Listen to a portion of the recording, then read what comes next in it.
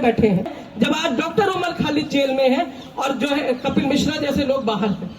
गुंजा कपूर जैसे लोग बाहर हैं, गोपाल जैसे लोग बाहर हैं, इंस्पेक्टर सुबोध के हत्यारे जब बाहर निकलते तो उन्हें मालाओं से उनका जो है स्वागत किया जाता है। जब मेरे नबी ने अपनी बेटी को यहाँ बिठा के रखा तो मेरी क्या औकात, मैं अपनी बेटी को सर से उतार दूं। वो अपने बाप के कंधों से महरूम हो गई है।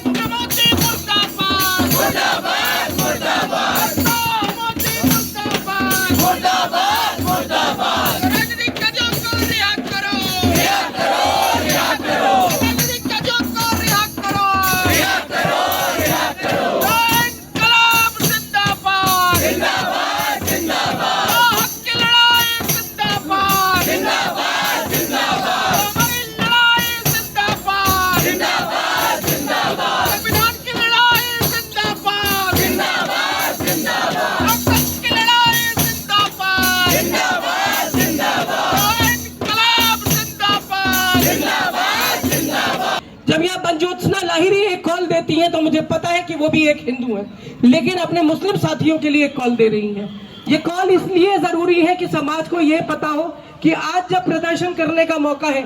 आज जब मानव अधिकारों की बात करने का मौका है, तो उन लोगों की बात जरूर की जाए जो हमारे और आपके हकों के लिए लड़ रहे थे। मैं इसी देश में रहती हूँ, मैं इसी दिल्ली में पली बड़ी हूँ, इसी साल पूरी 50 साल की हुई हूँ, और मैं एक चीज जानती हूँ कि दिल्ली पानी थी। ये दिल्ली पानी है, इसको जिस रंग में रंगेंगे उस रंग की हो जाएगी।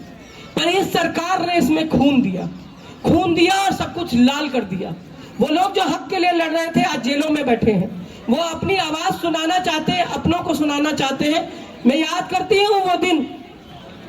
जब 19 दिसंबर का कॉल दिया गया था, हम भारत के लोग, उसके आई कार्ड मैंने ही बनवाए थे, उसी कार्ड में जो नीले रंग की पट्टियां थी वो भी मैंने ही डाली थी, और सुबह ला के पूरा का पूरा बंच लेके लाल किले पे खड़ी हुई थी। जब पुलिस प्रोटेस्टर्स को उतरने नहीं दे रही थी और बसों से, एक बस से उतार के दूसरी बस में चढ़ा के ले जा रही थी डिटेन करने के लिए,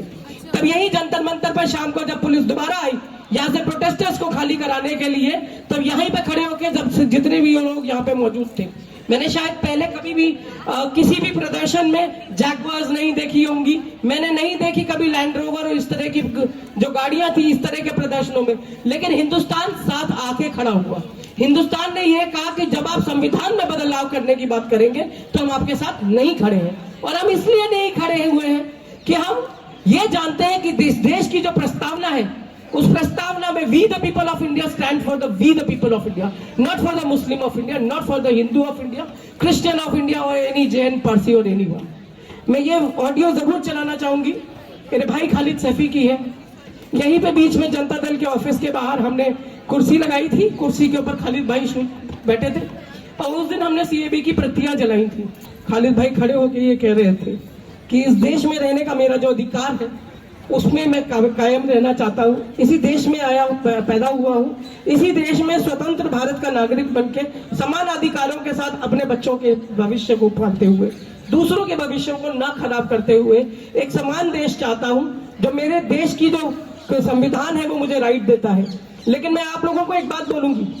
आज का दिन याद रखिएगा, और जब अपने घर वापस जा रहे हो तो एक चीज जरूर देखिएगा। हम जब बड़े हो रहे थे, हमें जब ट्रैफिक के नियम बताए जा रहे थे, तो हमसे ये कहा जाता था कि जब भी आप सड़क पार करें तो हमेशा ये देख के पार करें कि आपके जब भी आप सड़क पर चले तो आप ऐसे चलें कि ट्रैफिक आपके सामने से आ रहा हो। आप देखिएगा 99.9% लोग आपके साथ चल रहे होंगे, ट्रैफिक के साथ चल रहे होंगे। आप अपनी एक्सयूवी और स्कॉर्पियो से हॉर्न दे दे के थक जाएंगे, लेकिन लोग चाहे उनको चोट लगने वाली हो वो नहीं हटेंगे। तो हम ऐसे समाज से लड़ने जा रहे हैं जहां लोग लोगों को अपनी दिशा नहीं पता, लोगों को ये नहीं याद कि उन्हें चलना कैसे है। हम उस समाज से लड़ने जा रहे हैं जब आज डॉक्टर उमर खालिद जेल में है और जो है कपिल मिश्रा जैसे लोग बाहर हैं, गुंजा कपूर जैसे लोग बाहर हैं, गोपाल जैसे लोग बाहर हैं। इंस्पेक्टर सुबोध के हत्यारे जब बाहर निकलते हैं तो उन्हें मालाओं से उनका जो है स्वागत किया जाता है। और खालिद भाई की बात मैं इसलिए बार बार करूंगी, मेरे छोटे भाई बड़े भाई मैं कुछ भी मानूंगी। जब वो जेल गए थे तो मुझे याद है उन प्रोटेस्टों के बीच में उनकी बेटी मरियम उनके कंधों पे हुआ करती थी,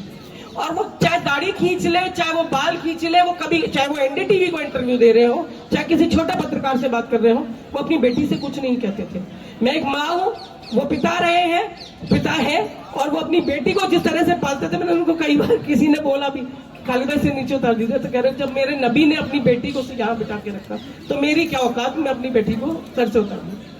आज वो मरियम अबाया करने लगी है, वो अपने बाप के कंधों से महरूम हो गई है। और मैं इसलिए बोलना चाहती हूं कि महिलाएं हो, पुरुष हो, बच्चे हो, जवान हो, इस बात को याद रखें कि आपके व्हाट्सएप फॉरवर्ड किसी एक सिपाही को एनकरेज करते हैं कि वो चलती ट्रेन में 3 निहत्तों की हत्या करते हैं।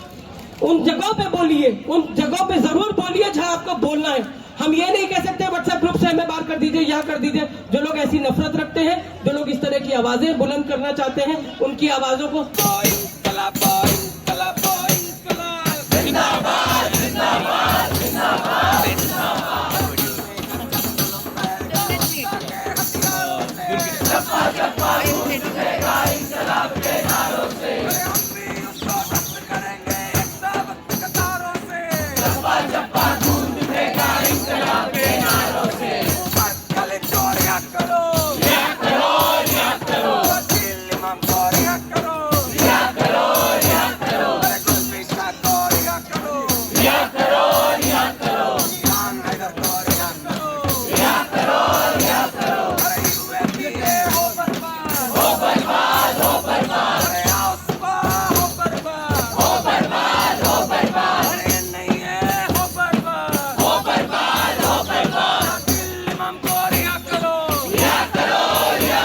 नेशनल दस्तक की आपसे गुजारिश है कि अगर इसको बचाना चाहते हैं तो नेशनल दस्तक को सब्सक्राइब करने के लिए रेड कलर के सब्सक्राइब बटन को दबाएं,